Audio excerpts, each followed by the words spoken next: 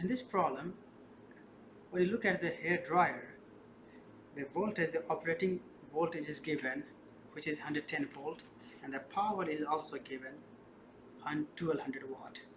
You have to find out how much current it will draw when you plug it into the 110 volt system. So this is pretty straightforward. You just have to understand the relation. The power is equal to I times V, and you have to find I.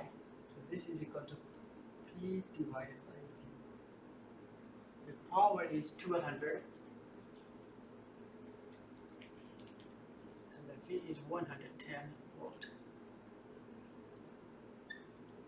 Just do this math, and the answer you will get is 11 ampere.